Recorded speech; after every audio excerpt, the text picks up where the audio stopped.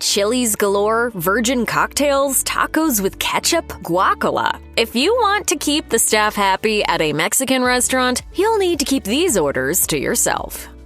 There's a common misconception that all Mexican food is spicy. Sure, Mexico is the birthplace of domesticated chili peppers, and chilies are used in many of the country's dishes. However, Mexican cuisine is incredibly diverse and features many dishes that aren't spicy at all. If the dish is meant to be spicy, you should probably trust the chef. They probably know just how much heat to add to make it picante yet still palatable. And remember, nobody likes a show-off. Miguel, a server at Los Mocajetes restaurant in Puerto Vallarta, told the takeout that he always rolls his eyes when customers ask for dishes extra spicy. He said, "So many people ask us to add extra chilies, and we warn them that it won't taste good, but they insist. One time we honestly thought we were going to have to call an ambulance for a customer who requested habaneros in his guacamole. He was hyperventilating, sweating, and bright red." Are you drinking that water?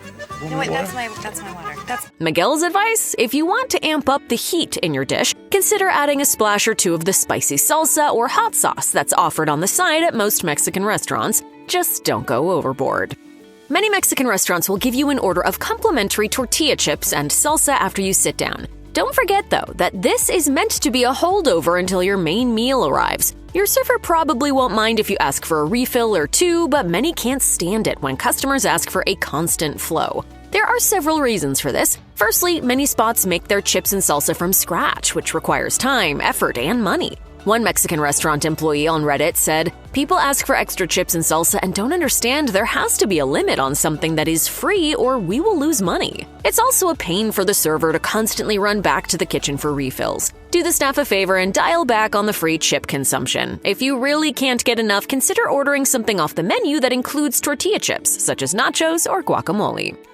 If you've ever made tacos at home, you'll know that part of the fun is constructing your taco just the way you like it. Now that's what I call a taco. You can pile on as much meat as you like, layer the ingredients in a particular order, and get creative with your toppings. And that's fine for home cooking, but a Mexican restaurant isn't the place to be experimenting with DIY tacos. Jose Juan, a server at Puerto Vallarta's Langostinos restaurant and bar, told the takeout that his biggest pet peeve is when customers request tacos with everything on the side, so that they can build the taco themselves. He said, "I'm talking they want everything separate. The meat, onions, cilantro, tortillas. I mean, what are you trying to say? Our tacos don't look good?" Besides the fact that this is an insult to the chef's expertise, it also slows down the kitchen and front of house staff, as they have to set up and serve all those ingredients separately.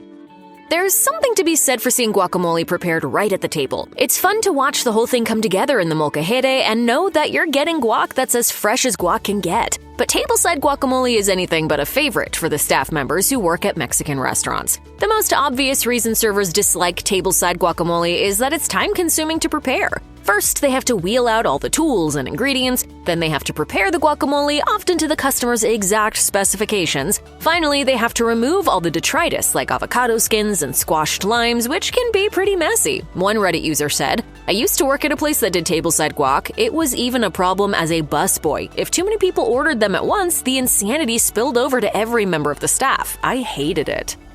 A quesadilla may just be one of the simplest Mexican dishes to make. At its most basic, it consists of nothing more than a tortilla filled with cheese, folded over and cooked in a pan or on a flat-top grill. With that in mind, you wouldn't think that this dish would annoy Mexican restaurant staff. And for the most part, it doesn't, except when people request quesadillas with no cheese. The staff at Cuates y Cuetes told the takeout that this happens more often than you would think. To be fair, it's not uncommon to find quesadillas sin queso in Mexico City. However, in most other parts of the country, the queso is what makes the quesadilla a quesadilla, so it's pretty bizarre to ask for one without cheese. One of the servers at Cuates y Cuetes told the takeout, "I try to tell people that a quesadilla without cheese is just a taco and that it will still cost the same regardless of whether it has cheese or not, but they don't care. It really doesn't make sense to me." You may not put the staff out too much by asking for a quesadilla without cheese, but you'll probably get some odd looks.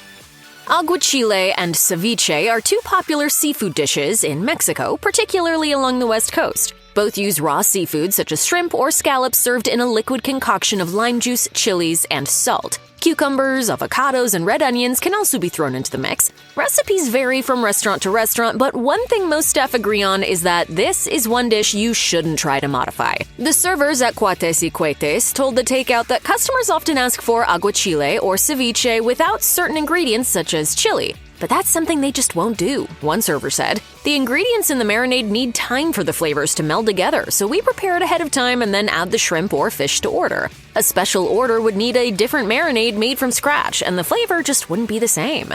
You might find restaurants that will make modifications to these dishes, but the chef probably won't be thrilled about it.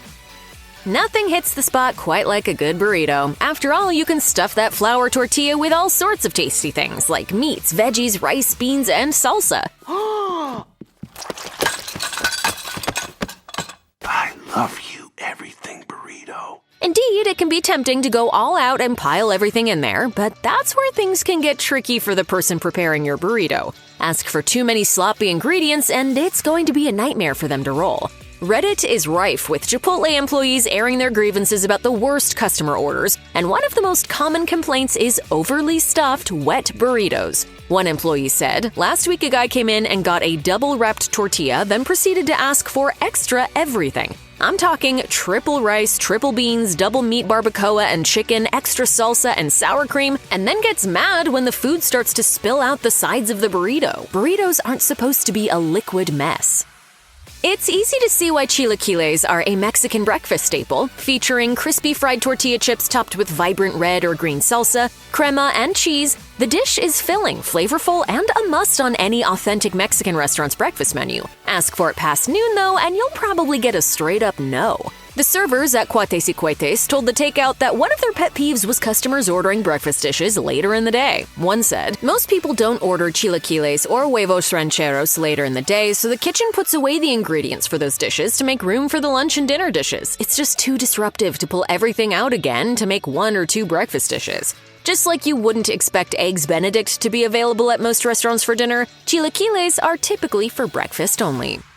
When many people think of margaritas, they think of frozen blended cocktails that are sweet, colorful, and have the consistency of slush. Frozen cocktails are a mainstay of all-inclusive resorts, and due to popular demand, they're also available at many Mexican restaurants. Ask any bartender, though, and they'll probably tell you that frozen drinks are the bane of their existence. Bartender Rafael Gloria Santos has worked at numerous bars and resorts across Mexico. He told the takeout, "No bartender I can respect likes making blended drinks. Blender drinks are time-consuming to make, require clunky equipment, and usually leave a sticky mess in their wake. Plus, they're often made with mixers that are packed with sugar and artificial ingredients. If you're craving a margarita or other tropical-inspired cocktail, do your bartender a favor and order it on the rocks." For many people, margaritas are an absolute must with Mexican food. But what if you don't want a wallop of tequila in the middle of the day, or at any time for that matter? A virgin margarita is always an option. Just know, though, that some staff might roll their eyes at the order. In the words of Jose Juan from Langostinos, just why? It's not the lack of booze that bothers many staff, it's that you won't get the same punch of flavors that the tequila and triple sec bring to the drink. Many say that if you're not up for the booze, you're better off just ordering lemonade with your meal. The other thing that perplexes some servers is why you would want a virgin margarita when there are so many other amazing non-alcoholic Mexican drinks. For example, horchata is a sweet, creamy beverage made with rice milk that's often flavored with cinnamon, coconut, or vanilla. Agua fresca is another refreshing drink. It's essentially cool water flavored with different ingredients like fruit juice, hibiscus flowers, or cucumber. If you grew up in the United States, you've probably had more than a few so-called Mexican meals consisting of hard-shell tacos filled with ground beef and toppings. But hard-shell tacos are a no-go at most traditional Mexican restaurants. That's because tacos in Mexico are typically made with soft corn or flour tortillas. Unless the restaurant you're at serves tacos dorados, which are fried tacos, you might get some side-eye if you ask for your tacos crispy. The history of hard-shell tacos dates back to 1937, when two Mexican-born restaurateurs began selling them at a cafe in San Bernardino, California. Their tacos were an adaptation of the traditional tacos dorados dish, made with the ingredients they had on hand. When another restaurant owner named Glenn Bell saw how popular they were, he began selling them at his eatery across the street. Bell's restaurant would eventually become, well, you can probably guess. Yo quiero Taco Bell. There's no shame in loving hard-shell tacos, of course, but if you ask for them at an authentic Mexican restaurant, the staff might just point you in the direction of the nearest Taco Bell.